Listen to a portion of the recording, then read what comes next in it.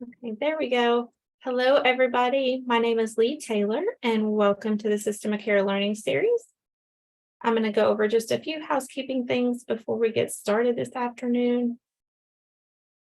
Our session today is in Zoom webinar. That means that all attendees are muted and your videos are off. We are recording the session and it will be available soon, probably within the next day or so. Please use the Q&A feature at the bottom of your screen for questions. We will have time for questions and answers, possibly during, but definitely at the end of the presentation.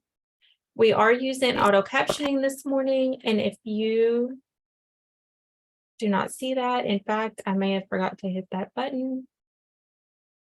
I'll turn that on right after my announcements. Click the CC button at the bottom and we will, and you'll be able to see that. So thank you for somebody for turning on closed captioning. So as you see, we may have some technical difficulties today, and we appreciate your patience as we go through those. Oops. Okay, you must be in the content portion of this webinar for at least 90% of the session to be eligible for a certificate of attendance or continuing education units. This is a mandate by the boards. Please do not leave the webinar until the conclusion of Q&A, as that counts as part of the session. You do not have to enter your contact information in the chat, as attendees and your time is tracked by Zoom. You must register for each session and join with the link emailed to you. If you receive the link from a friend or coworker, we will not be able to track your attendance and you will not be eligible for a certificate. Also, a quick reminder that you must use the same email address and name to register for each session. That is your email address is the unique identifier used to track your attendance throughout the learning series. By December 20th, a link will be emailed to you to access the session evaluation, then your certificate. Again, by December 20th, you will receive an email from me that will provide a link to access the session evaluation, then your certificate. This is a screenshot to show you the landing page for the evaluations and certificates. You must complete the session evaluation to proceed to the certificate. And lastly, you're responsible for printing your own certificate. We do not mail or email those anymore. This website houses several years of the System of Care Academy. So if you lose your certificate, you can access this website at any time to print another.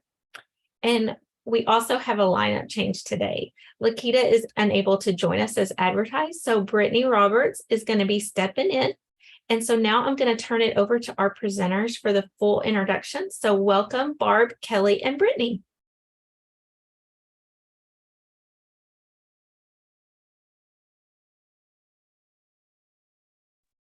Thank you, Leah. I have difficulty with my mute and unmute and, buttons, and I seem to be having some difficulties with connectability. And so if something happens, I'll be back. No problem, Barb. Thank you. Yeah.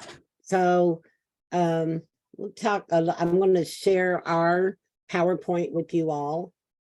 Hang on one moment. Let me see, how do I share that? Okay. View. Slide. Okay. From beginning. Well, if it's going to let me share it.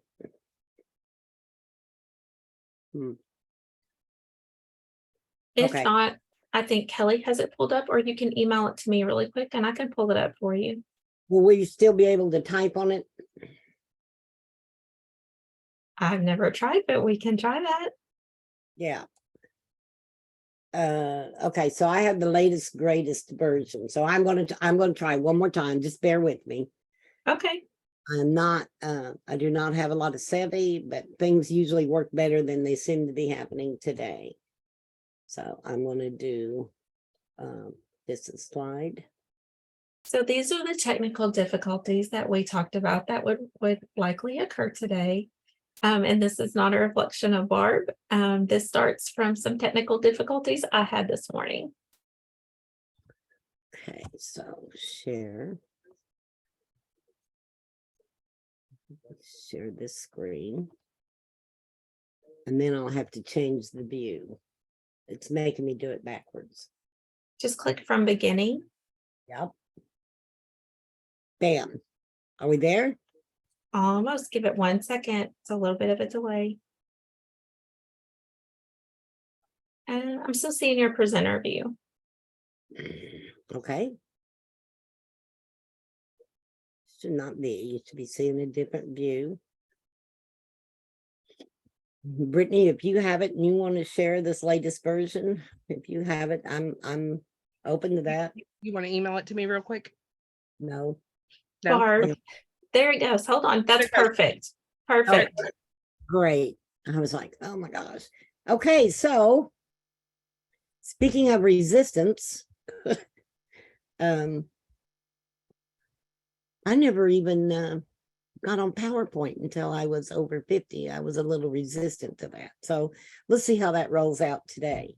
So I'm going to go ahead and share a little bit about me.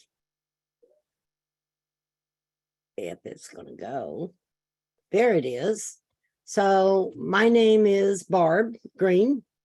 I've been around for a minute and done a lot of things. I keep talking to people about in my other life. And so I've actually been working with families and working on family empowerment for over 50 years. And I started as a very young woman as a social justice activist in the mountains of Appalachia. I have 5 kids, 8 grandkids, great grandchildren, and behavioral health has been ever present in our family before it was even known. Because children didn't, back in the 80s, children didn't have mental health needs. And so a lot of it wasn't recognized, and it certainly wasn't recognized for me until after I was an adult and in my 40s. So I believe that lived experience is absolutely the magic sauce for transforming the lives of families and for youth. But I believe that alone does not make us successful, that we have to be able to partner with other people who have different pieces of that puzzle. And so today is a lot for me, is a lot about how do you put that puzzle together and how do you develop folks with lived experience. So Kelly, I'm going to move on to you. I think you're next. Hi, I'm Kelly Minton, and I'm a family and adult peer support specialist with Kentucky Partnerships for Families and Children. And I've been married for 18 plus years, and my husband has been in a rodeo with me. I've got a lot of experience from substance abuse issues to mental health. I have a stepson, and I've got 2 grandchildren by him. And I've also have 2 of my nieces that we have adopted and has came in our home a little over 3 years ago. And they also have mental health issues as well. And one of them is still receiving services, as well as the other one has more or less moved on from some of the trauma that she has. So she's doing really good with her life. And then I've got 2 sons with my husband, and one of them has received services from some difficulties of bringing more children into the home that he wasn't ready for yet. So we had a lot of stuff to work through with him, and he's doing exceptionally well now. And I'm here because lived experience, I believe in it as well. I've had a person dear in my life that has helped me move forward, and I'm just here to give back. I think Brittany's next. Hi guys, I'm Brittany Roberts. And so I was born in Florida, but moved to Kentucky at the age of 8. I've kind of been in and around the system from the time I was 8 months old. starting off in Florida's child welfare system, and then at 8, Florida decided they could not handle me, so they sent me to Kentucky. And I have now made the mountains my home. I have 2 children and 2 grandchildren. And for me and my family, mental health is definitely a family affair. So both myself and my kids have been diagnosed with co-occurring, and one of my grandsons has been diagnosed with autism. I'm real passionate about helping families achieve their fullest potential.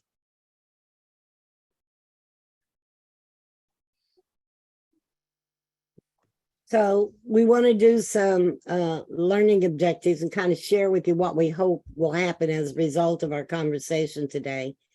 But one of the things that we neglected to tell you is that, and that will hold true, we hope, for be consistent with our whole presentation, is many times there is a pivotal moment in someone's life. And as a result of that pivotal moment, there is a mind shift that happens with folks. It's been my experience that often happens with leaders who come from lived experience. And so I think one of my pivotal moments in my leadership growth was learning how to turn anger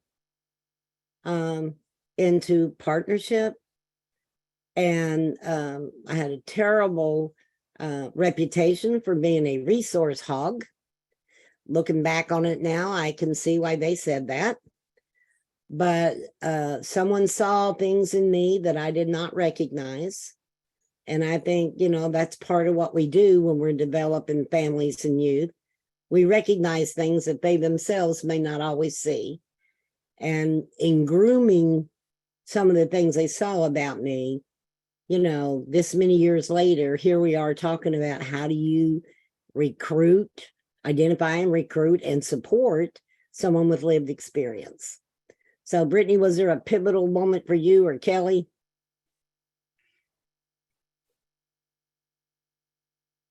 Kelly, you want to answer first?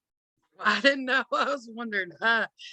Yeah, my pivotal moment was, like I had said earlier, I had substance abuse issues, and I had numerous relapses. And there was one person that was basically a stranger to me. And I always say it's a famous quotations of that I've ever heard was, he told me, "Do you think it's just you? Do you think it's just you going through this thing and there's nobody else?" And so that right there, something clicked. So that's where my journey started, and that's the person I always refer back to. I think one of the pivotal moments for me is I knew how to lead people. And I knew how to get a group of people together on a cause. But what I didn't know how to do was I didn't know how to do that appropriately or effectively. So there's good advocacy and there's bad advocacy and there's real ugly advocacy. And I'd say when I started my journey, I did a lot of the real ugly stuff. And so I think the pivotal moment was when I realized I can get all this attention and I can do all this negative stuff, or I can channel it to do it in a more positive way that's actually going to produce better outcomes and help more people than just me and my situation. So I think that was one of my pivotal moments. Thanks, y'all. So what we hope as a result of our conversation today is that we will either affirm or we will demonstrate some ways that you can identify and actually recruit emerging leaders from your resistant customer base. And, you know, in the state of Kentucky, everybody within the system of cares, we strongly believe that family and youth involvement and adult involvement is imperative, and that we have to have it, that it has to be meaningful, and that we have to do shared leadership. We're all about that. And several systems are taking active steps to try to make sure that comes about. But when it comes down to actually identifying some of those folks, it becomes a little more difficult for us, for all of us, including us with lived experience. So we're hoping to really kind of look at that. And then we also would like for you to feel like you had some ideas about how you really could support that sort of emerging leadership, which is going to look different than how we have traditionally thought about leadership looking. And then maybe how we would help people that we identify who are emerging leaders or could be, develop a sort of a more formalized plan or system to grow their leadership and utilize their leadership skills. So that's what we hope happens as a result of this. So I'm gonna move on. Maybe. Here we go. So when we're talking about identifying, one of the things we're talking about is those pivotal moments. Just like we all described, there was something, an event, a person, a thing, a thought, something that happened for us that caused us to kind of reorganize our thinking about what we wanted in our life, or what we wanted to look, or how we wanted to communicate, or what we wanted to accomplish a little bit differently, kind of moving from that me to the we, to help other people achieve the same things.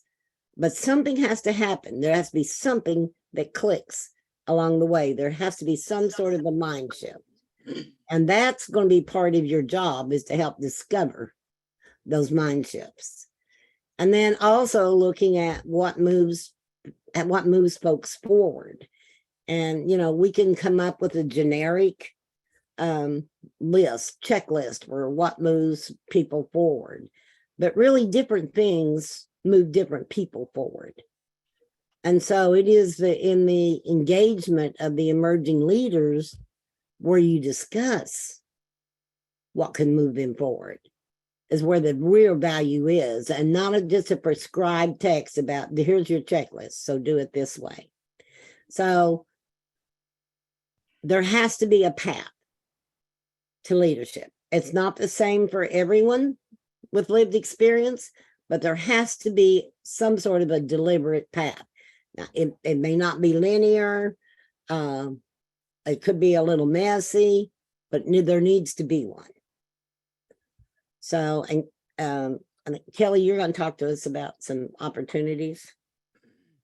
Yeah, with the windows of opportunities, you're catching someone say something, or them talking about leadership or wanting to do something more. So that's a window of opportunity to start talking to them about being a leader. It could be them ask questions, or some kind of interest in wanting to become a leader, or showing interest that they want to be just like you. I've had some families that I've worked with, and they said, a few of them said, I want to be just like you. I was like, okay, well, let me show you what you can do. And so that's when they're ready to take a step forward, and we're ready to latch on and be like, this is how we can do it. Give them opportunities to become that leader they want to be. Over the past 22 years, I've worked with, oh my gosh, I don't know the number. It's huge. It's huge. Amount of families and youth, specifically parents, because I've worked primarily with the parents in my journey. And many of them started out being extremely angry, resistant, feeling helpless, feeling hopeless, you know, not confused, all those things where many of them have wound up in situations not of their own choosing. And so we call them like forced choices that they've had to make, where they're engaging with people they don't know, and they are a little bit resentful for being in the situation they're in for a multitude of reasons. But if we could begin to look at all that resistance through a new lens than how we have seen it before, and we have to remind ourselves that when we do peer support, a lot of times is it's really difficult. We lose our grounding sometimes, and we have to step back and go, oh, hang on, what does this resistance really mean? As Kelly said, there comes a point, you can glean a point where you can see that window of opportunities. You can have that conversation about, gosh, where would you like to go from here? And really kind of hone in on that. So, but we have to look at it differently, because one of the things we look at it is just resistance. And what we assign to that resistance is, well, for all the traditional things we've said, they don't want to be here. They don't want to do this plan. Gosh, I have said, and I have heard other people in the world say, you know, they don't want to get a job, or they don't want things to get better. They won't listen to anything. We're trying to help them, and they will not listen to us. And I have been guilty of doing the same thing with parents that I have worked with. And so I have to put on a different lens, and I have to look at that resistance in a different way and go through a discovery, which we're going to kind of talk about in a few minutes, in order to help that person move, not just to help their own personal situation, but to begin to look at how they can contribute to others' success as well. Some of the common barriers that they could face would be experience with triggers. Triggers could be huge early on in their journey. It could be people, places, or things. They could also not have the confidence in being a leader because they've never even thought or even had any kind of inkling that they could even become a leader.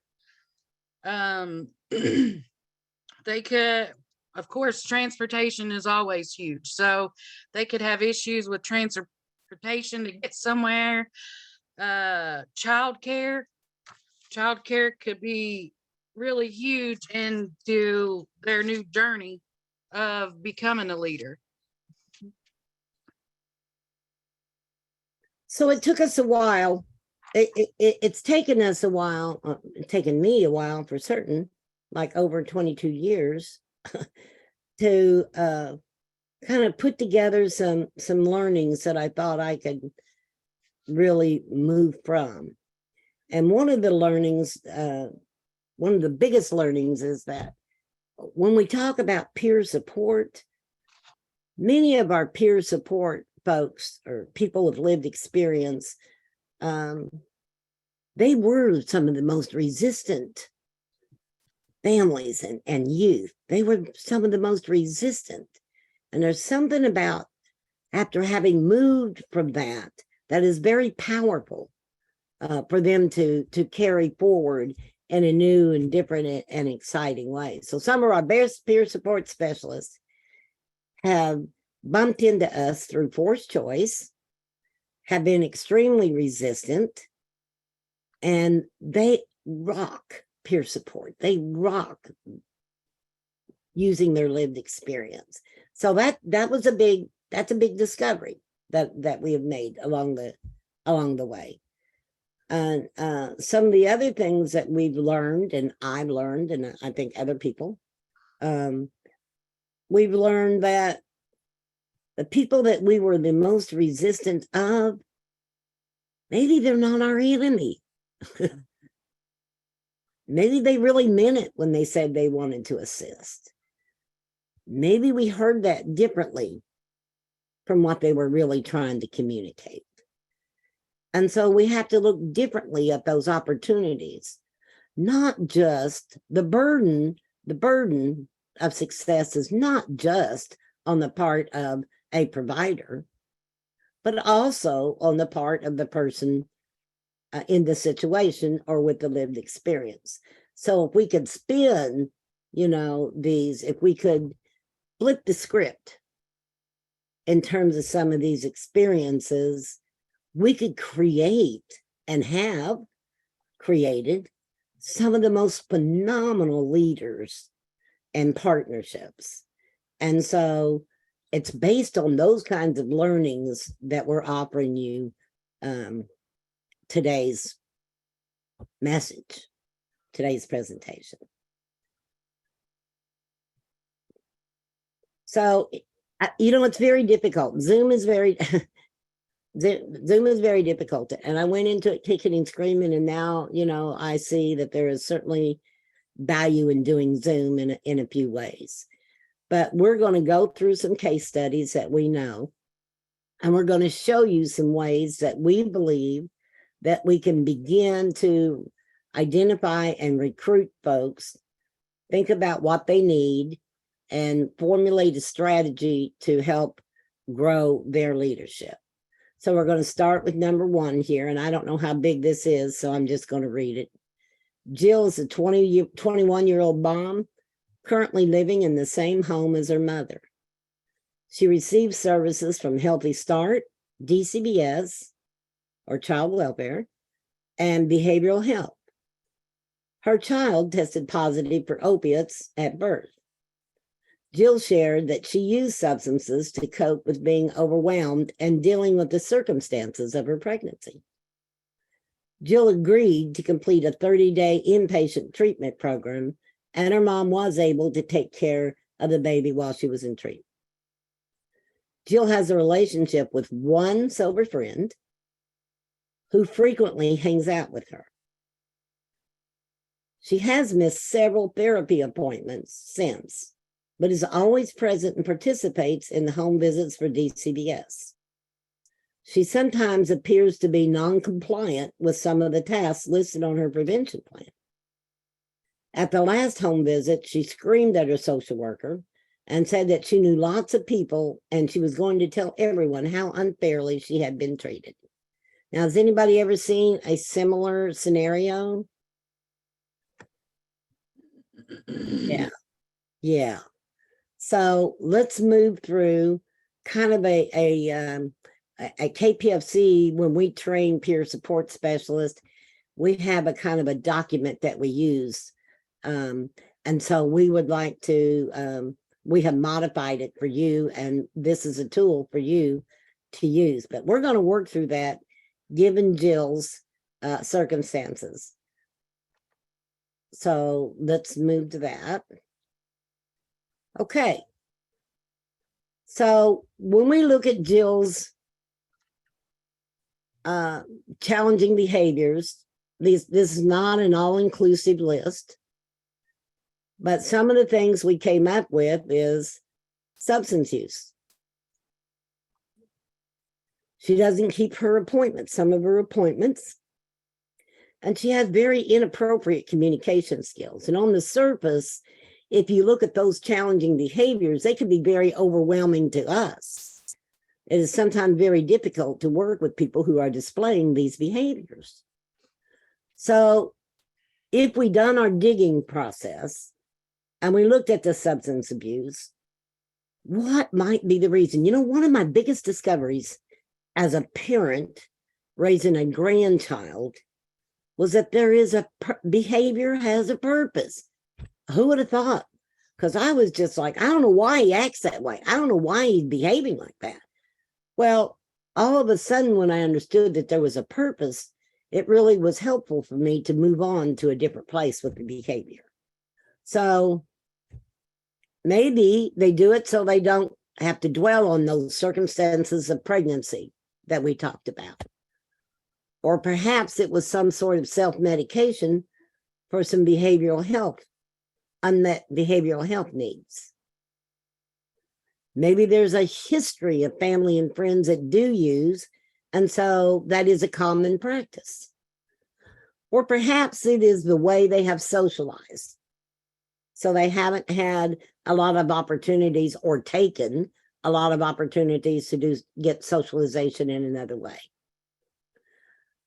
So what does that mean in terms of Jill's leadership? One of the barriers is that she's engaging in illegal activity, or could be, or did, which has probably left a mark or a stain on her track record. Another barrier might be because she is accustomed to engaging in very risky behavior. And we don't associate that sort of risky behavior with being a leader. One of her barriers might be that she has a history of poor decision making. And so, when we think about how angry she was, she might block other people's cooperation. So we've looked at the behavior. We've kind of done some discovery around what some of those reasons might be. We've looked at what some of the barriers we might think ahead and predict some of the barriers that we think might be. And then we move on to, so what is the strategy? How do we help this chick develop her leadership? Where can she go from here? And so we have a laundry list of strategies that we came up with.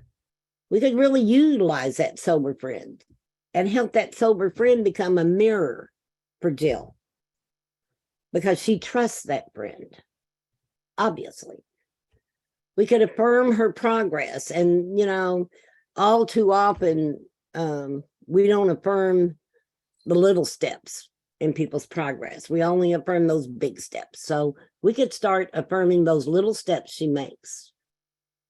For someone recently, I was talking to someone with substance abuse, and they were in recovery, and they said,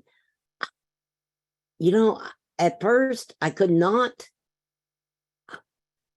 celebrate a month. I was celebrating it hour by hour. And that's what I built on. And it's the same for leadership, celebrating those small increments, giving them an opportunity perhaps to speak with some other people, helping them develop some quick wins for their leadership. Like, what is something you could develop very quickly? What is something you could achieve very quickly? And let's go there. Let's do that. And then allow them to network with other leaders with similar backgrounds who have experienced some success in their leadership.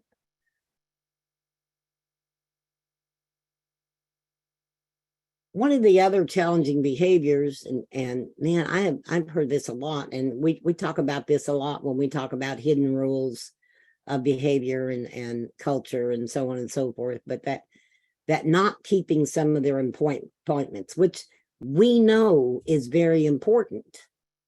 We know that if they're not consistent, then that really slows or blocks progress or success.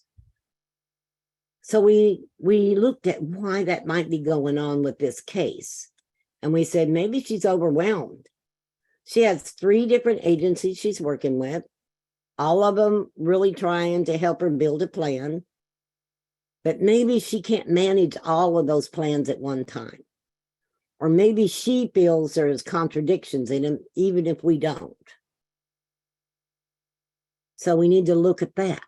That could be a reason. Maybe she has some serious logistical issues. I know you know, in the culture of poverty, sometimes one family, you got one person with the car and they drive everybody in the family everywhere. So maybe there are some logistical issues that are causing some problems. Maybe she doesn't really even see the value in those plans. Maybe she doesn't believe in the value of those appointments.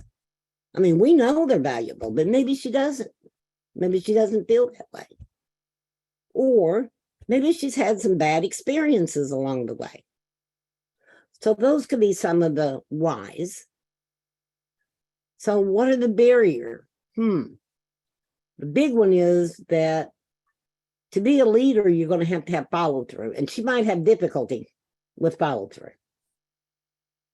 And she might have difficulty with transportation. And her time could be very difficult. So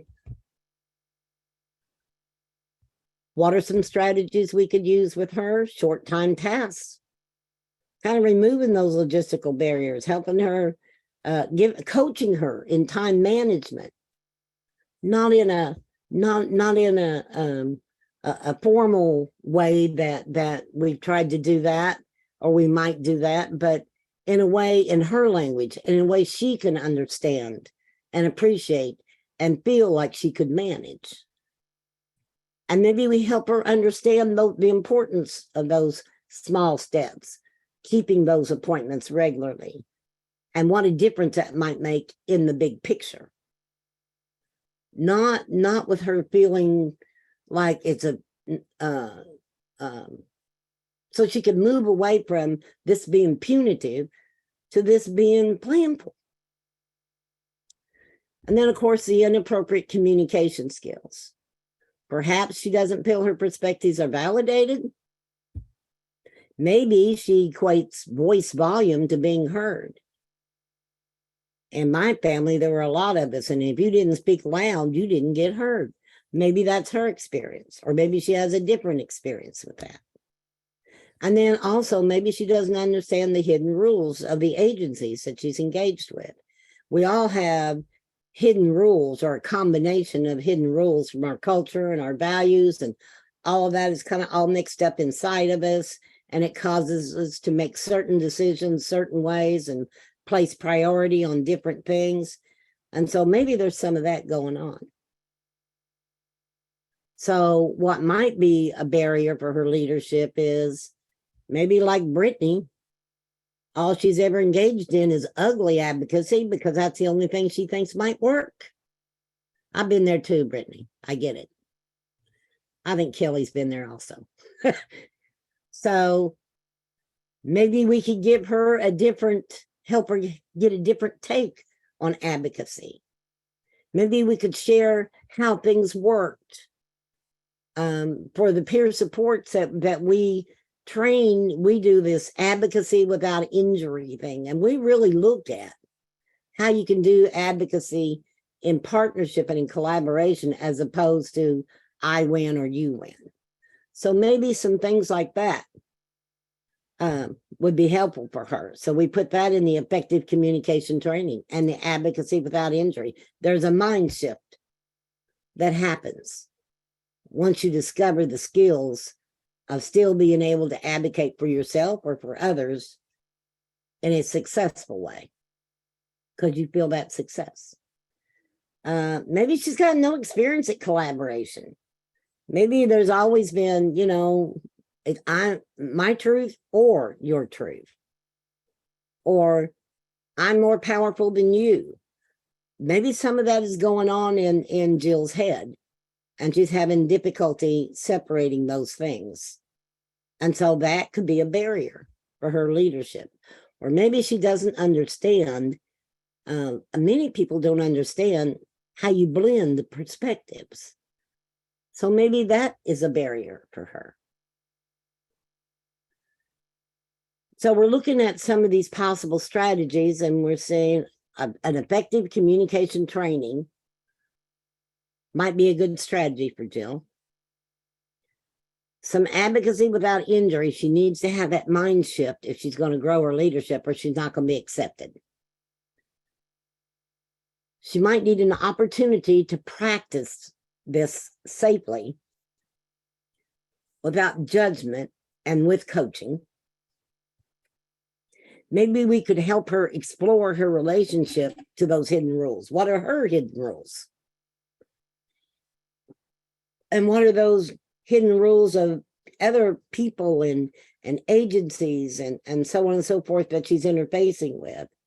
And how can I separate my personal identification with all those hidden rules? Does that make sense? I hope that makes sense. So this is what we think a good kind of chart that maybe you could use with some of the people that when you're trying to identify and recruit some folks. And I will say any sort of affirmation or validation that you can give makes a huge difference in our willingness and my willingness to go forward. I don't have to always be right. And, you know, I finally come to a place where I can be accountable where I've agreed to be accountable. And so, you know, I make tons of mistakes, but I have some trusted folks who can help me. And that's been very valuable to me. And I think that's valuable to many folks, not just with lived experience, period, but also with lived experience. So, all right. So this is what, okay. So after knowing all of that stuff, where do we start with Jill? So this is a kind of a planning tool that we're offering. You may be very aware of this sort of goal. It's kind of like, I want to say, you know, it's sort of like using SMART goals, but not really. It's a little bit different. It's more informal than that. But it's sort of a formal leadership planning tool. So what did we say would help her? We picked some of the strategies that we thought would help Jill to move forward in her leadership. And one of them was to become an effective communicator. So what steps do we need to put in place for Jill? Information about what that is, what that looks like, what that sounds like. An opportunity to practice it safely without repercussion. Maybe we can help her understand there are differences in languages. So what language she uses maybe would be different if it was, you know, a friend or someone, you know, she was working with, another person with lived experience that she's sharing with, or if it's an agency she's trying to deal with. There are different languages that we use. And that's a whole other training we invite you to come to sometime. And that's our poverty training. And we would be happy to share that more about that. But we do know that that does make a difference. And that sometimes if what we always use is casual language, then that holds us back. So that could be a good tool for Jill. And then maybe also looking at, is there a way to help her understand and utilize some of those very powerful nonverbals that could be getting in her way or could be really helping her? So that's something we could do. The second thing that we looked at with Jill, our thoughts. Oh, go back. Sorry, I don't know why it's doing this fancy thing. That is not me. Is helping her to become a leader. She's going to have to follow through on commitments. We know that. And so how can we help her follow through on commitments? Again, assist her in understanding the difference between the hidden rules of an agency, of someone from middle class, of someone from wealth, of someone from the culture of poverty, and discover what her own hidden rules, what are the rules she operates by, and how can she use them to best benefit her. And then to really enlist her in So this is what we think. So what do you think, Jill? What would you like? What would you like to be if you were a leader? What would be happening? What would you look like? What would you be doing? So Jill is beginning to self-set some goals to follow. None of this comes without some commitment on the part of you who are identifying, recruiting, and coaching this leader. It takes commitment to do that. So you have a role in that as well. So that's one that we talked about. So I think we have another example Kelly's going to walk us through.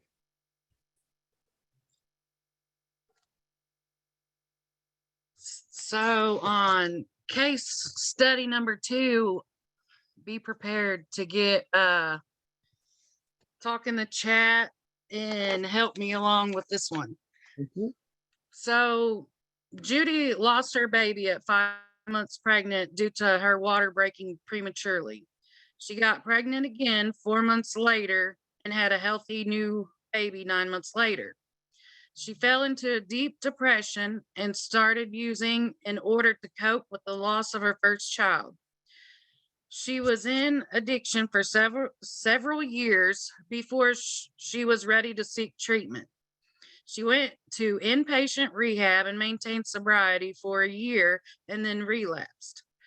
Someone spoke with her and said, "Do you think it's just you?" Something clicked within her. She recognized the need to begin counseling, even though she was nervous about what her life would look like going forward, and finally dealing with the loss of a child. She became stronger in her recovery after gaining some understanding that feelings are natural. In order to stay sober, Judy had to abandon her circle of friends and some family members to build a new natural support network.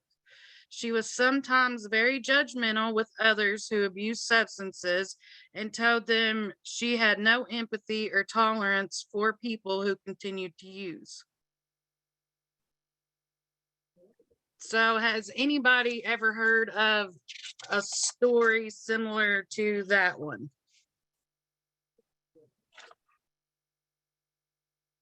Yes. Seeing a lot of thumbs up here. And so we'll go on to the next slide. And we'll tease out some challenging behaviors with that.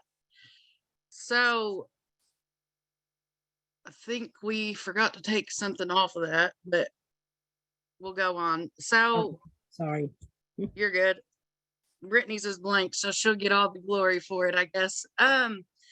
So one of the major challenging behaviors in that would be the multiple relapses. And some possible reasons could be for that was not committed to change. It's always hard to change. So is there anybody on here that likes change? I know I don't, but I like to keep everything calm and moving forward. Could enjoy the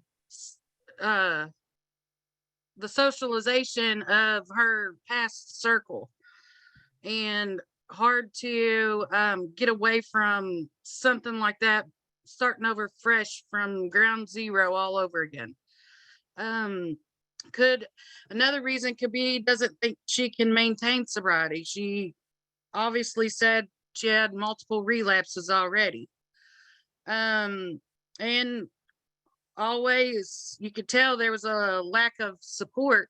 There was never mentioned anything about having at least one support person. Some of the barriers that could be with that would be tendency to relapse again, lack of confidence in her ability to stay sober, managing relationships with family and friends. Everybody knows it's hard to divorce a family member, or at least I do anyways. So some possible strategies we could use with that would be encourage them to participate in meetings and sober activities. Could be a support group or any kind along that nature with another group of sober people. You could celebrate the accomplishment. It could be one day at a time.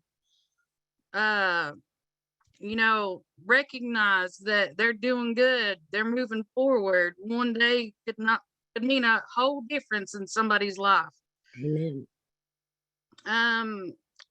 Ask to speak to those who are at the beginning of their journey. Everybody, there's people that has to start over every day almost. I know I did. I had to start over numerous times. And bring them people in and let this person hear their story. So then, of course, we seen that she was very judgmental after she got sober. So the possible reasons could be for that was nobody cut her any slack when she was using. Always heard the negatives because she was. And could have had a belief that if I can, anybody can. So I don't see why you can't unless you're just stuck there. Or also being able to feel better about yourself.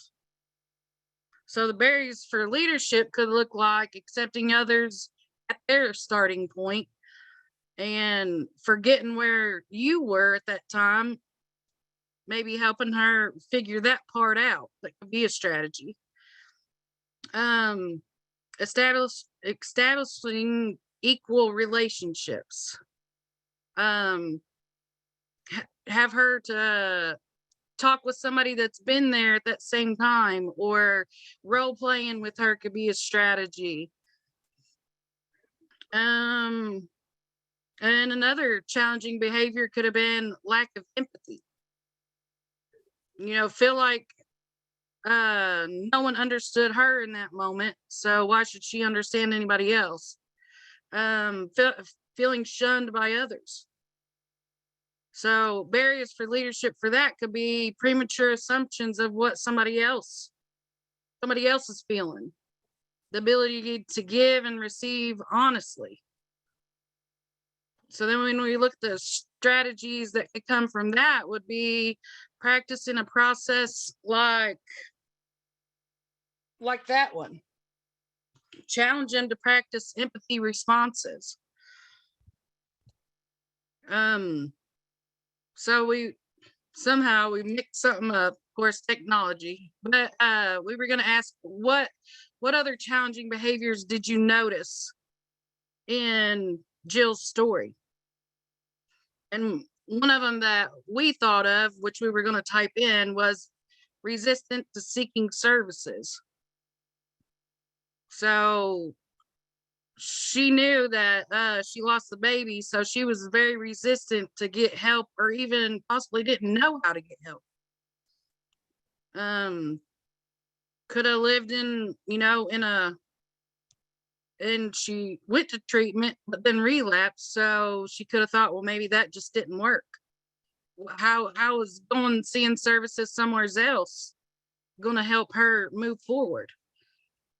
So the barriers for leadership with that, she didn't have a support system at all anyways. She just lost everything she knew, her friends, her family members she had to kind of cut out of her life or put to the side for a while.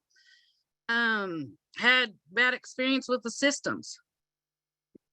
So some possible strategies could be talking to some friendly providers and maybe finding a peer support person. Setting up opportunities for her to talk to those who had good experiences. And then, go ahead.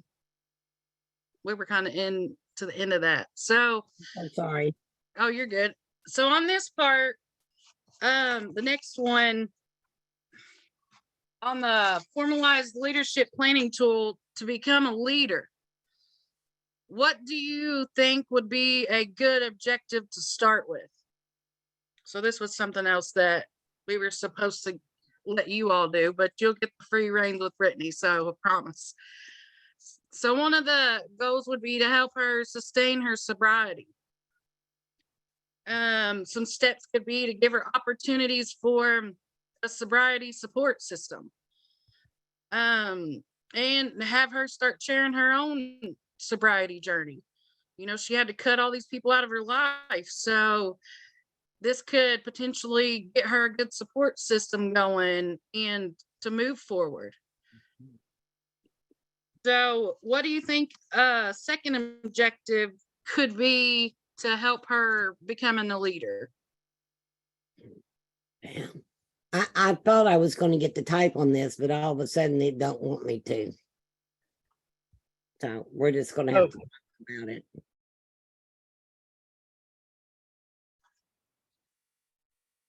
So are you asking them to put in chat what they think a second objective might Yeah. be based on Looks like this? somebody had put help her understand grief is okay, but getting help with that grief counseling. Perfect. What could be some steps that we could put into place for her? These are all really good answers, and I never even picked that when I picked something totally different. So you go.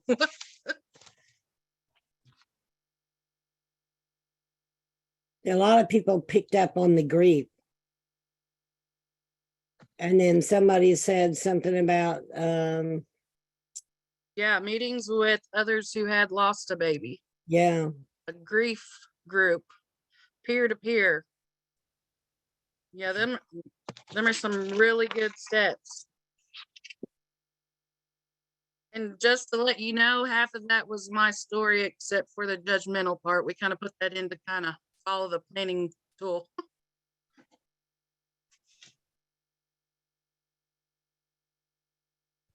Yes, starting to learn to love herself, reaching out to support family, friends. Yes.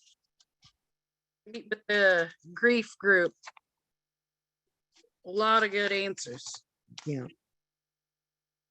So now you'll get the next case study, and you get to do it all by yourself. So Brittany will follow you through with that. All right, so our third case that we have is a lady named Karen, and Karen is a parent struggling to raise her teenage nephew, Jordan, who was placed in her custody as a result of his and his biological parents' substance use. Karen was not aware, but Jordan continued to use substances to cope with early trauma. He was diagnosed with co-occurring mental health and substance abuse disorders in the 6th grade. Jordan tested positive for substances at school and was enrolled in drug court. Karen was angry that the school did not consult her before testing Jordan and called them and had an angry conversation, yelling and crying. Later, DCBS became involved due to continued substance use. Karen was court-ordered to attend group meetings with a community mental health center and often did not show up for meetings until the judge threatened her. She frequently had negative things to say about the program while in the group. Karen felt overwhelmed, confused, and was fearful for what could happen to her and her biological children. Karen attended the meetings, but was resistant to participate in group conversations. Over time, Karen became active in group sessions and expressed need for services for herself. Karen started counseling and received peer support services.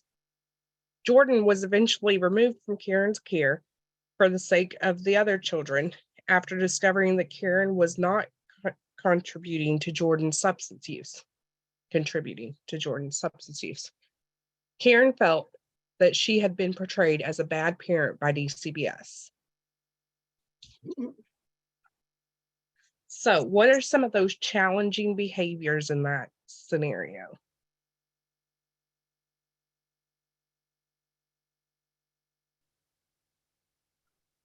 Substance use, Yep, the substance use.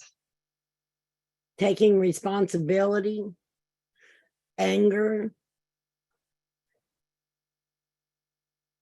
So we've got a few. Okay. So, Her reactions, understanding your own needs, your own need for help, shame. Those are some of the whys, I think, aren't they? I think we're getting into some of the whys. So, let's see. Somebody said one of the challenging behaviors was anger. So let's go with the anger one. What are some of the possible reasons that Karen could be angry?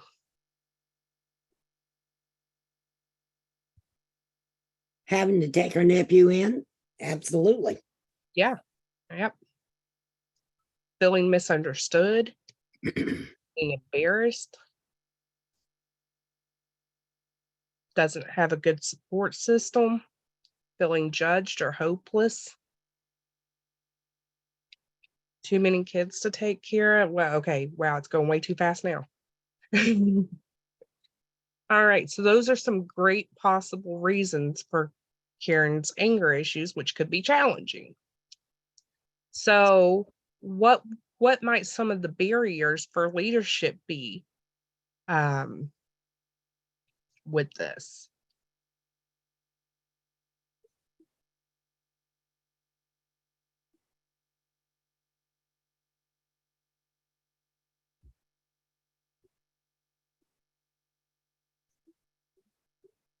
Not having proper channels of conversations, lack of communication.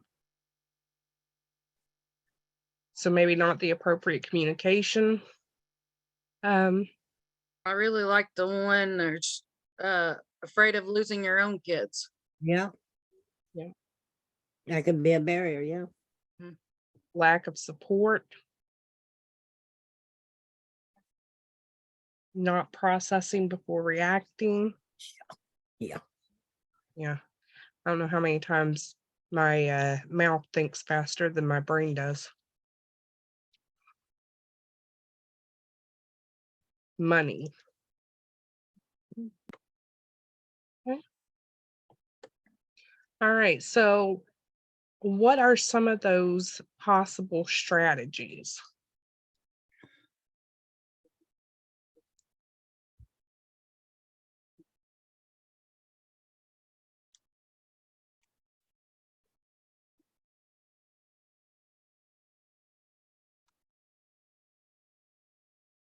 Teaching her effective communication skills. Yep. Giving her knowledge about resources and educating herself. Focusing on some of those small wins.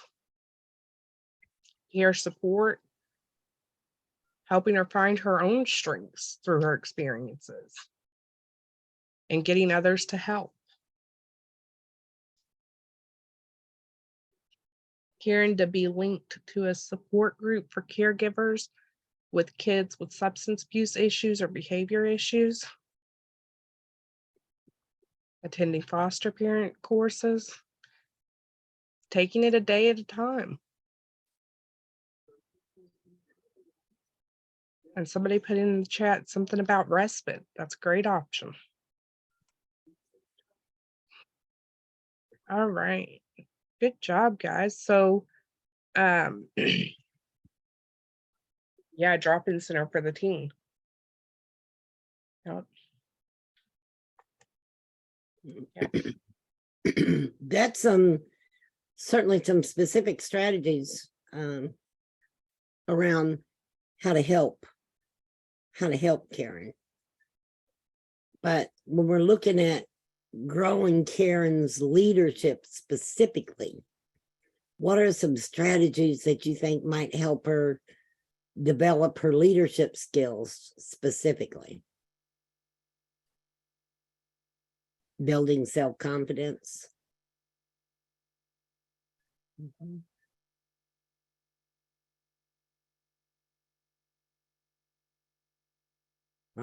Talking to others about what she's been through. Oh, being mentored. Role playing, yeah. Yeah. Yeah. Success and strengths, yeah. Helping her recognize her own protective factors that she's been using.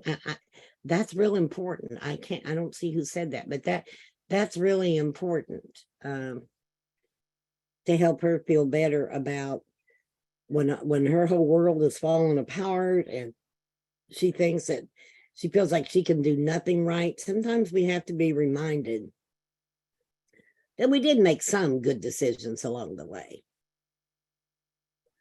Yeah. These are great, guys. Watch trainings like this. Yeah. Absolutely. All right. So one of the other things that was mentioned earlier, I believe, well, I had it and I lost it. And if I didn't tell you all before, I am super squirrely. So I've been diagnosed with ADHD, and sometimes things just go. Here's one of them. All right. So when we're looking at formalizing a goal to become a leader, what would one of her objectives need to be?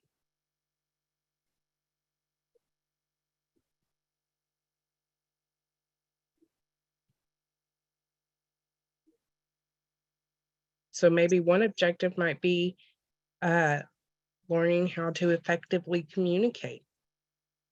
How to handle and express anger, Brittany, that's on here. What Yep. if we followed that through? Okay, so we want to use that one. Yeah, let's try that one. All right, so if we're using having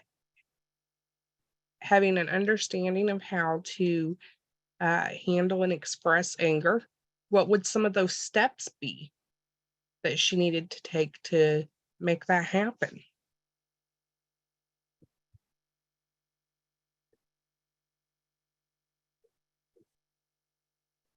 How to move from me to we, go to anger classes, someone says. Yeah. Get involved with a parent support group, I statements, therapy. Yeah. Coping skills for anger, asking for help, NAMI. Or Course fighting. Yeah, absolutely.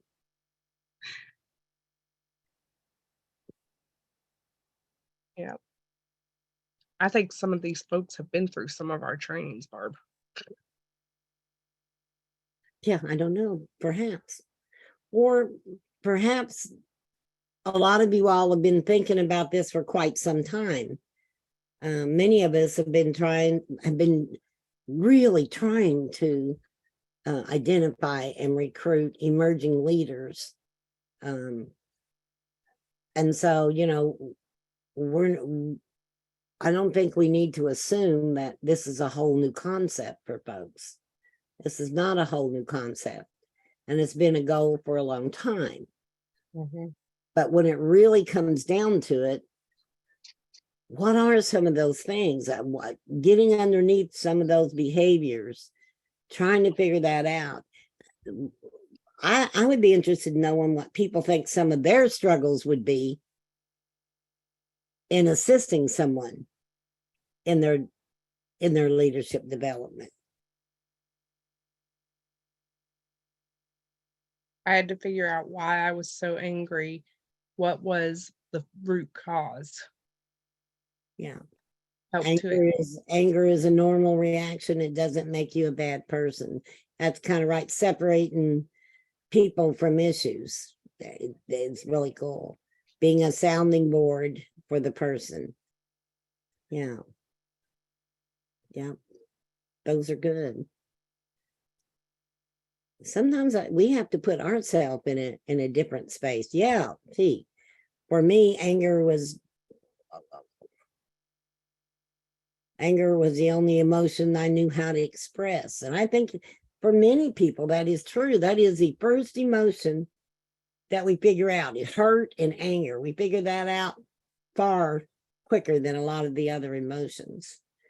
And somebody also said, beginning to learn someone's triggers so that they can acknowledge or understand when those triggers happen and kind of assist them in working through that.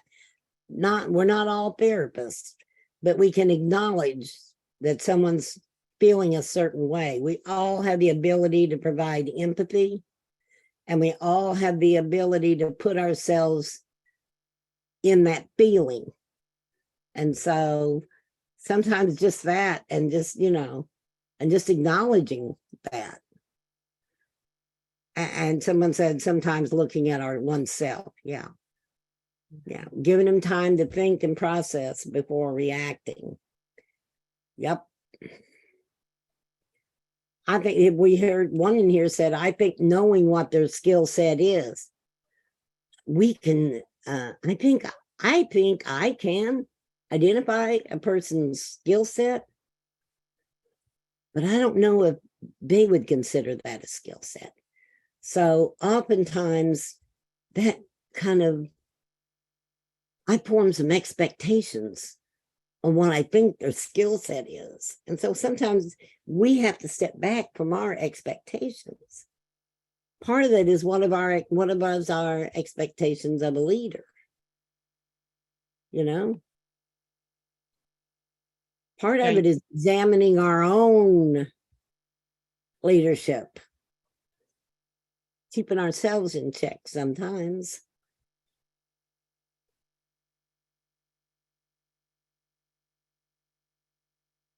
Some people are saying, right, anger comes out when people say or do something we don't like. Yeah, we're human.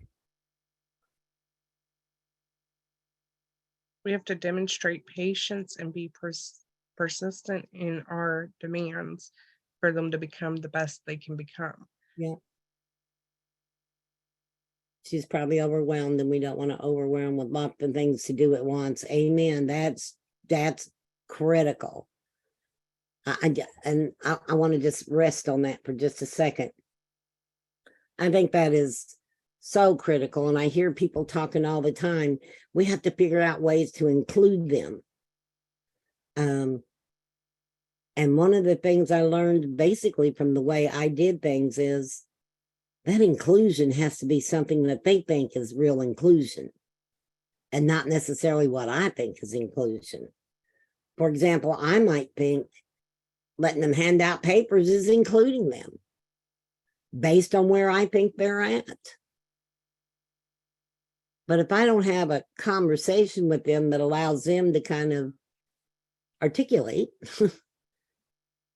where they think they're at, or to help them, maybe they want to run the whole flipping meeting, and maybe as a person or someone who's having to develop their leadership, I'm like, oh my God, that's going to be terrible. It's going to be terrible for them. It's going to be terrible for everybody else. So how do I help this individual move toward running the whole flipping meeting? How do I do that in a way that she experiences some power and some success along the way without feeling that she has been I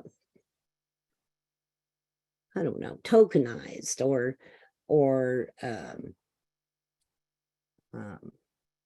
belittled or made to feel less than, or because we're all human, we have those reactions to,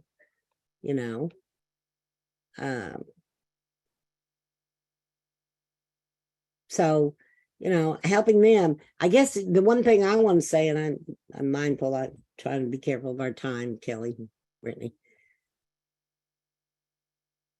So we had some things. So here's, let's go ahead and do this. So how to help them advocate. And Brittany, I think that was no. Kelly, I think you were going to start with that.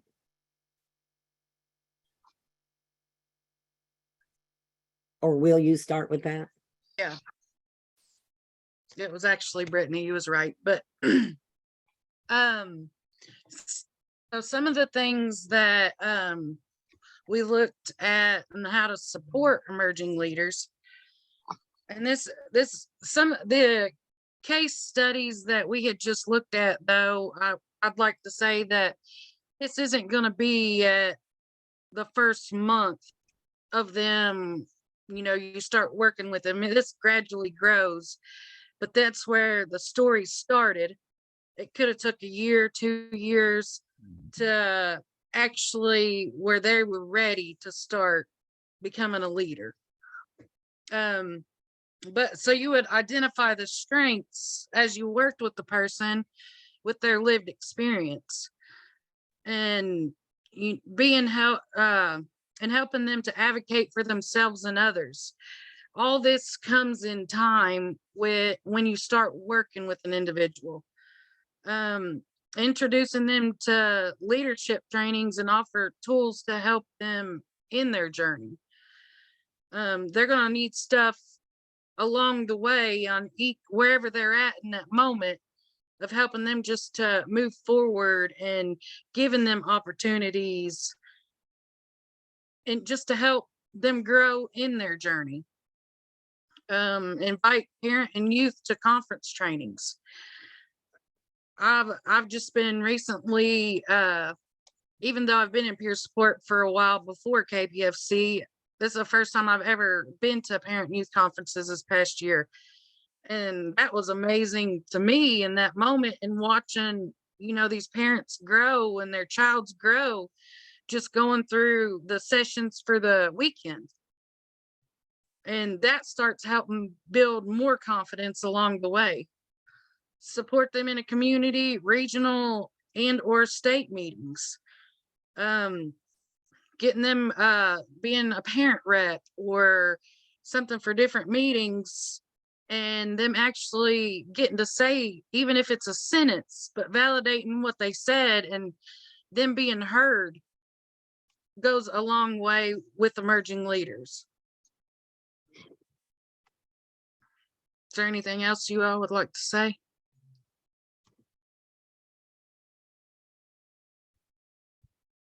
Well, I want to say that I think I agree, Kelly. I wanted to affirm some of the things that you said about your experience with that.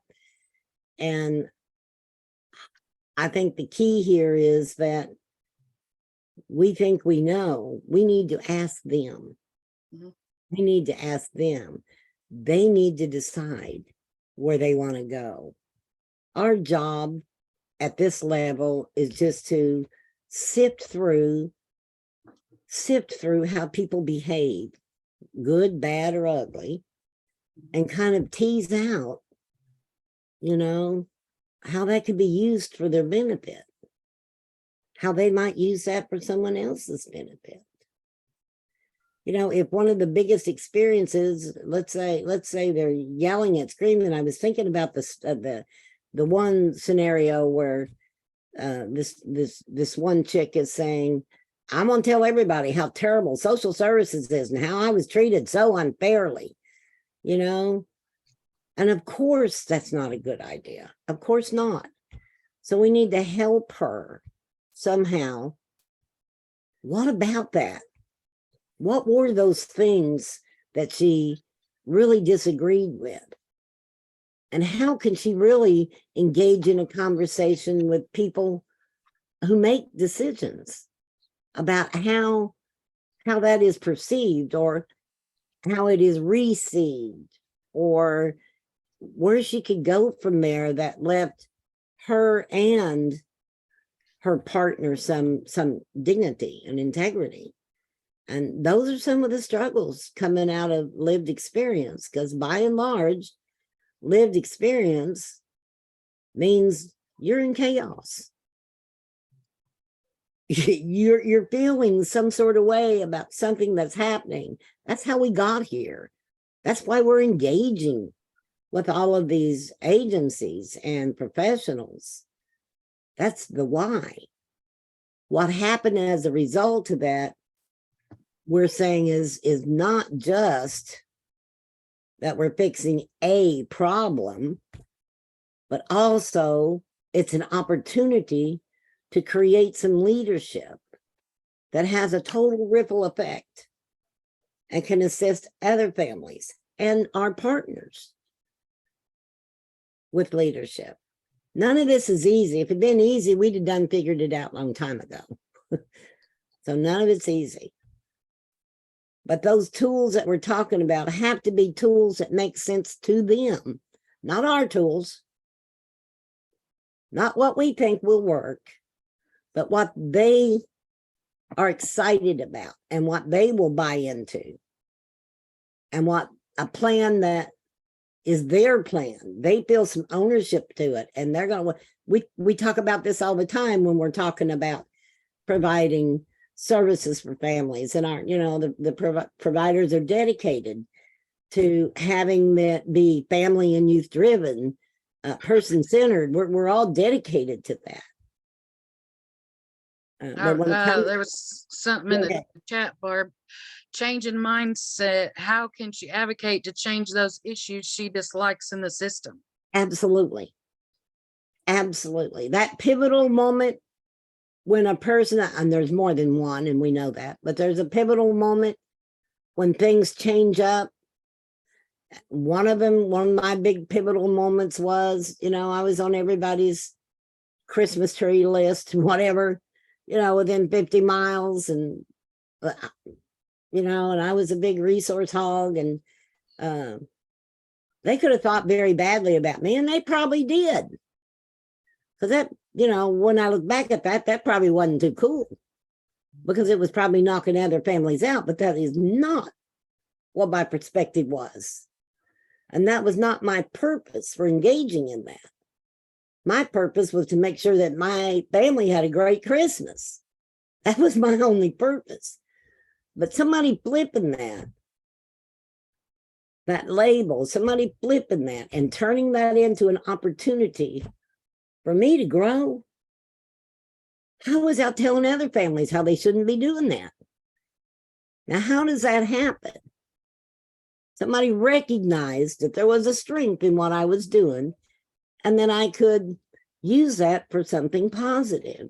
And I saw it, and all of a sudden, click, it changed. And that's no different from any of us that are in this room today, in this meeting room today. We have those pivotal moments that change up our thinking, or help us grow into a new thinking than where we were before. So anyway, I just wanted to say, you know, and I can tell by the chat room, and I know Brittany, you and Kelly can too, this is a group of people who believe in what we're talking about. Mm-hmm. This is a group of people who are serious, who seriously want to identify and recruit and sustain, grow leadership. That's very obvious by what I'm seeing in the chat. And so I just want to say we recognize that. Yeah. So, and Barb, you talked about how you were kind of like labeled as that resource hog or whatever. Do we have time to talk about maybe one more kind of situation that may be hard to handle? And I think so. Okay. You think so, Kelly? You okay with that? Yeah, I'm good. Okay. So I'm going to give you guys a scenario, and we would like to really hear some of your thoughts on how this scenario could be flipped. Okay. So you have a young person who's in residential treatment, and this young person decides to start a riot. Well, obviously this young person has some leadership skills if they're able to start a riot.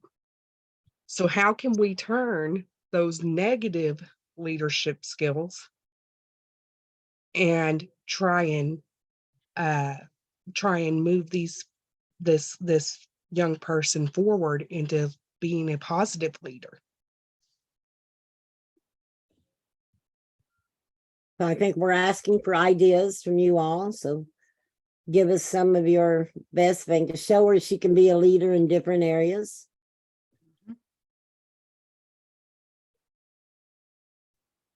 Give them a role. Love it.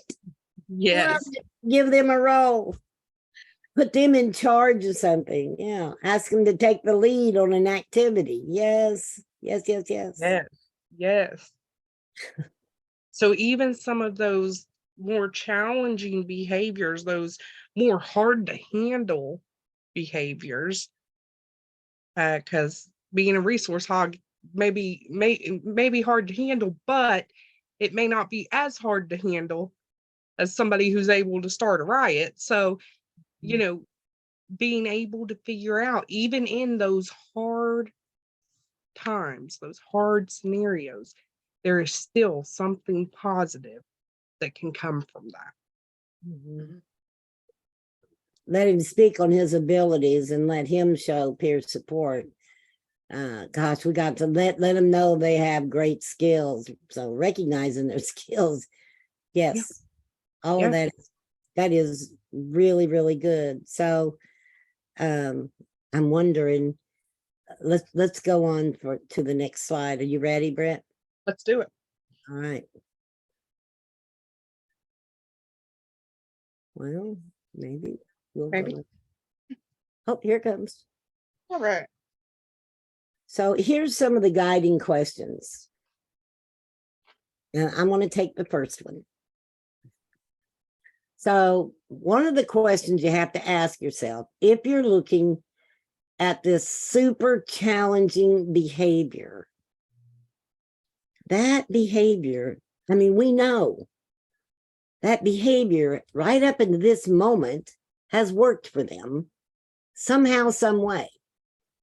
Now, it may have been to their detriment, but as far as they're concerned, their behavior has worked for them. So if your behavior has worked for you, why in the world would you change it? I mean, we know that, right? So it's the same in leadership. If they're expressing bad leadership behaviors or behaviors that prevent leadership, that is obviously, that has worked for them somehow along the way. So it's kind of helped them survive. You know, maybe the one that was yelling and screaming at the school, let's take her, because she felt like she hadn't been included.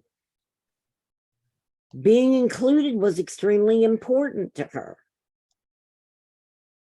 So when she feels not included, she's going to take that on. That's a hard line for her. So just recognizing, you know, people are, I mean, we talk all the time about how, I don't know, people are dysfunctional. I guess we all are at some point, you know, people are dysfunctional or they're whatever, but we are functioning. We're functioning. We may not be functioning in a way, and other people may not look at us as being successful, but we are functioning.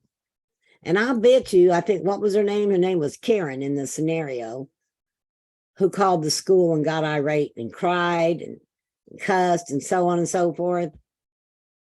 I'll bet you what she was trying to really tell them is, I feel like you excluded me. I don't feel like I was part of the process. I don't feel like you let me in on it. I felt like this happened behind my back.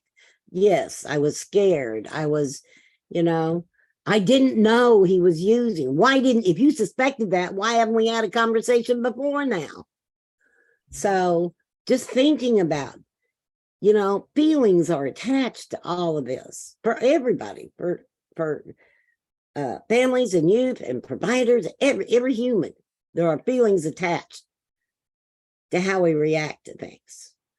Yes, you're making a decision about my family without me. Whatever happened, then nothing about me without me. Yeah. So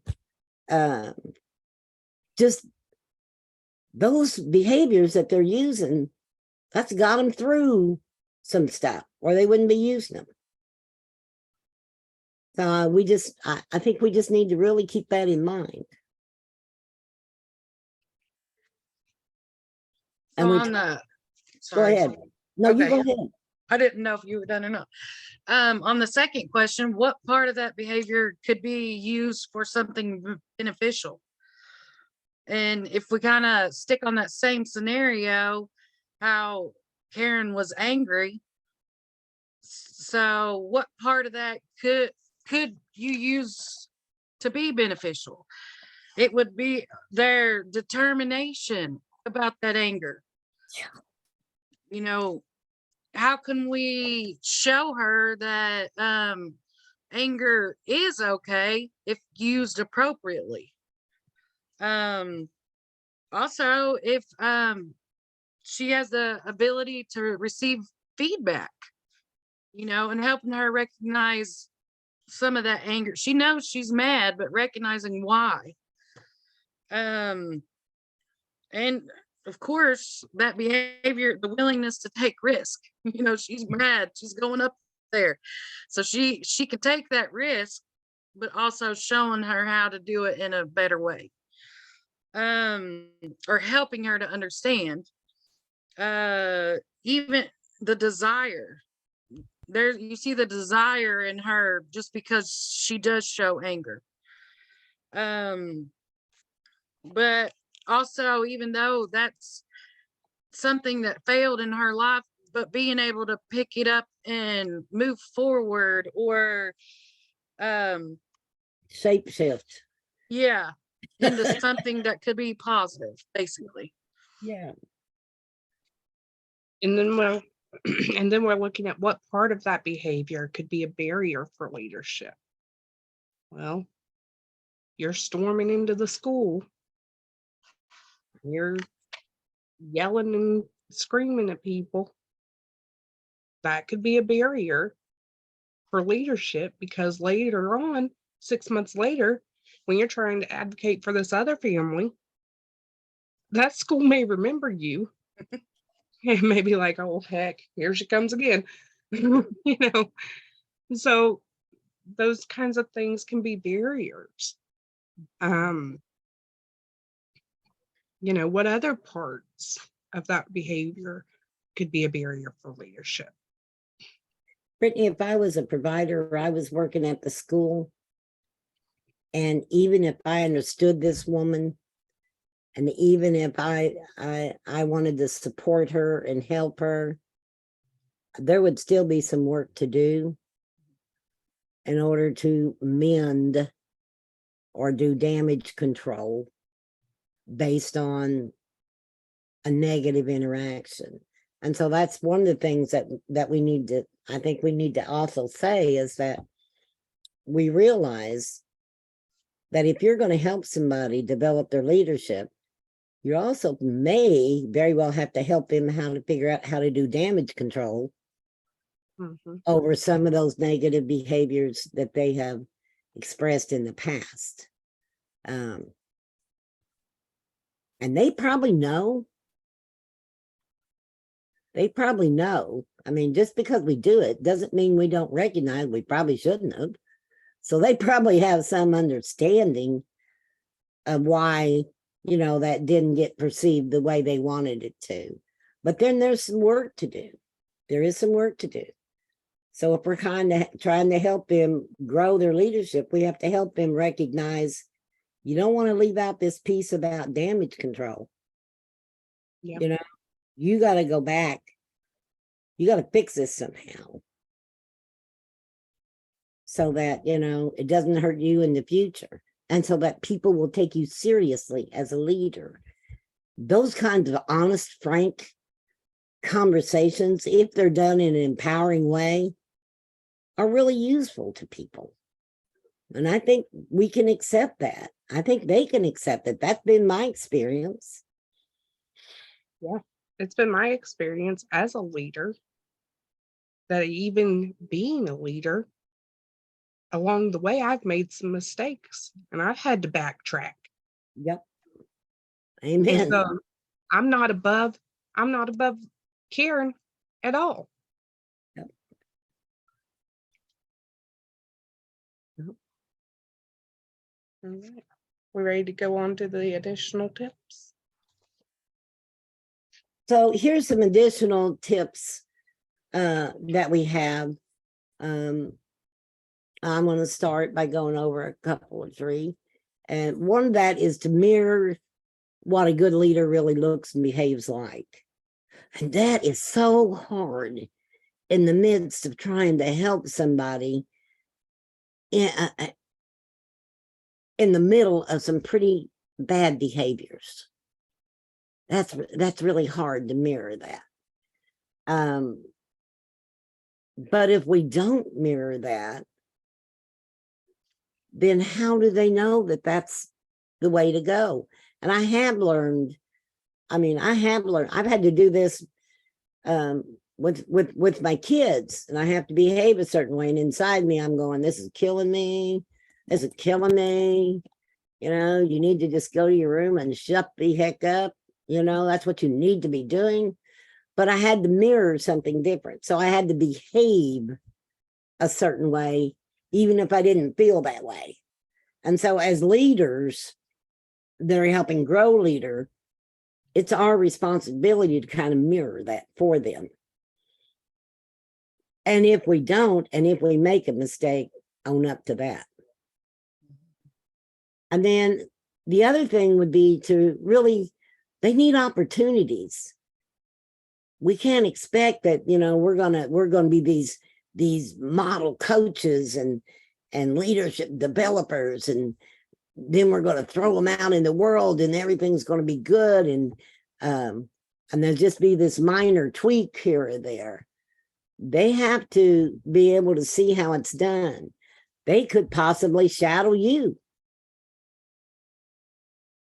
or they could shadow some other leaders that you know do it very well, that kind of help them build some good skills in the first place. And then sometimes the other thing is that we really have to help them understand their own limitations. I don't know about other people, but when, you know, I first got raised up as a parent leader, I was going into a phone booth and I was saving all these people. And I was doing all this stuff and I was doing it just right. And I was the one, you know, which was absolutely not true. You know, and I had a hard time because with some of my team, because I said the dumbest stuff. I would say things like, your kid's your kid's got ADHD, man. I know it. I just know that's what it is. Not my place to do. Not my expertise, really. You know? So I had to understand what my limitation was. And it was not diagnosing children with behavioral health disorders. And it also, there were some certain situations that I was kind of limited in. You know, many people struggle. I've heard a lot of people say, oh, they're struggling with people in poverty. I struggle with people, middle-class white people. I struggled bad with them. I had much more tolerance for other people. You know why? Because they looked and act like me. So understanding, you know, that people do have limitations and that it's okay. It's okay to have limitations. So that's a real important part. It's helping people figure it out, what those are, and keeping it between the lines, if you will, in terms of their own growth, and managing expectations, real expectations, not ours, and not theirs set so high that they're going to have very difficult time achieving them. Miniature expectations along the way that they can build from. So that's my those are three things I'd like for us to be sure to remember as we leave here today. Another additional tip could be regular involvement to network and attend trainings. We really don't want to just say, okay, you're good enough, go figure it out. But being involved with them, to continue to be involved with until they're ready to branch out themselves. It may take somebody a little bit to branch out. Maybe offer leadership trainings. I know KPFC does that quite often, just to see where they're at and where they're ready and willing to grow from. Allow them room to recover from a mistake. I mean, that's huge. I mean, and that goes in daily life. Really, I know I always get in trouble for burning the biscuits at home, so Mike's got to give me a little bit of grace to recover from that, because it takes a minute. That's the one thing he does not like, is burnt biscuits. And it's just little mistakes that could happen along their journey, but being able for them to recognize as well, and that they can recover from that, because sometimes some good peer support people can't recover from something detrimental to them that they think is really bad.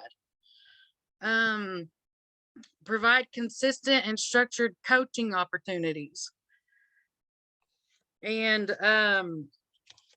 answer them questions that they might have, even if we think it's crazy, a crazy question, but it may not be crazy to them, but just, providing that structure for them to be comfortable enough to come and ask that. Also let them know that what they're doing is good. I mean, and let them know that they might need to work just a little bit on that, and so they can understand where you're coming from, and just being able to have an understanding between each other. Yeah. They have to be in it for the long haul. The coaches do, don't they, Kelly? Yes. And then Patience is really good. Yes. Having patience. Patience, yes. And then you're going to want to set appropriate tasks for their level of leadership. You may start off kind of small, and then when they reach that, you raise the bar a little bit and keep raising the bar after they meet it. Then you're going to want to regularly do regular progress evaluations. And one of the things that I feel like is most beneficial is to let them evaluate themselves. And then maybe there might be some room for discussion, but honestly, when you make them evaluate themselves, they're probably going to do it truer. So, and then celebrate. And if there's nothing you remember from any of this, focus on those small wins. Yeah. And keep building on those. Amen. So we have saved a little bit of time. It's about 2:45 by my watch, so I think we're doing fairly okay on our time. But does anybody have any specific questions? You can put it in the chat box, and I think, Leah, do they have a Q&A with you or something? Sorry, Barb. I was also trying to unmute. I have not seen anything entered in Q&A, and you guys did a really great job of monitoring the chat as you went. So I'm not seeing any questions that weren't answered, but if we've missed one, please feel free, everybody, to re-enter it in the chat box or drop it in the Q&A. We do have a few minutes left, so we have time for questions. And just a reminder while we're waiting for those to pop in, that Remember, on or before December 20th is when the session evaluation will come in for you to access your certificates. We have lots of kudos for you guys in the chat, and I want to say thank you to Brittany for stepping in at the last minute. Yes, amen. Someone said celebrating small wins. Yeah. Awesome. So guys, make sure that you drop your email addresses in the chat box, please, if anybody wants to follow up with you later. You want us to do that, Lee? Yes, please. I was said that like I was talking to the audience. I was talking to you guys. And our last slide does have our contact Oh, information. good. Yeah. Oh, good. I don't think Brittany's is. I think it was Lakita. Lakita's. Okay, which is now going to be Brittany at kypartnership.org. Yes. So, And also let's enter and I can do that. I'm going to put the link in there for Kentucky Partnerships for Family and Children, thank you. which is where you can find all of these lovely ladies. Mhm. I and would more like to information. give a shout out to Lakita. She really wanted to be here and do this. She is having a baby, so I want to wish her Maybe well. right now, maybe right this minute. Yeah. So Yeah. I just want to wish her well and that we are really thinking of her Yeah, and safe delivery. yeah. Amen to that. Amen to that.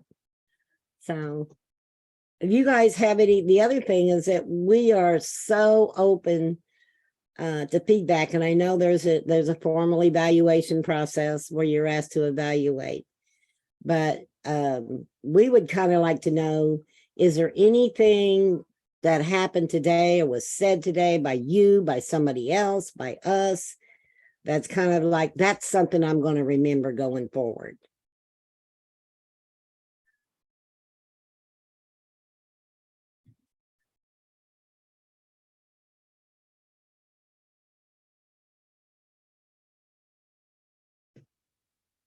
Don't be shy now. You guys did a really good for playing along through all of the scenarios. You were very responsive in the chat.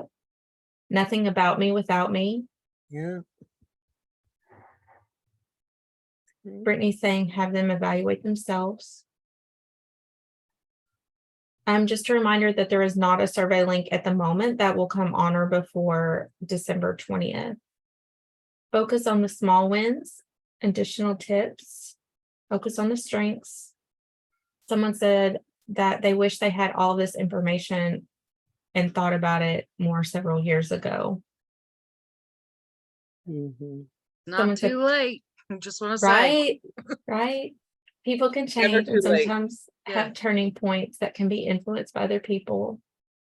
Love the pivotal moment, exactly what to look for. Perfect starting point. Remember the small wins. Seeing what others may view as a problem, viewing it as a strength. No. Yes. Start where you stand. Mhm. I've heard it say start where you are, but I do like start where you I stand. love that. Start where you stand. That's good. We will probably steal that, just so you know. Absolutely. I will. So, Okay, Okay. as these last few comments roll in, I'm going to go ahead and stop the recording. Before I stop the recording, just one more time, I put the session link, the session recording link in the chat box. Sometime within the next couple days, that will be available on the website.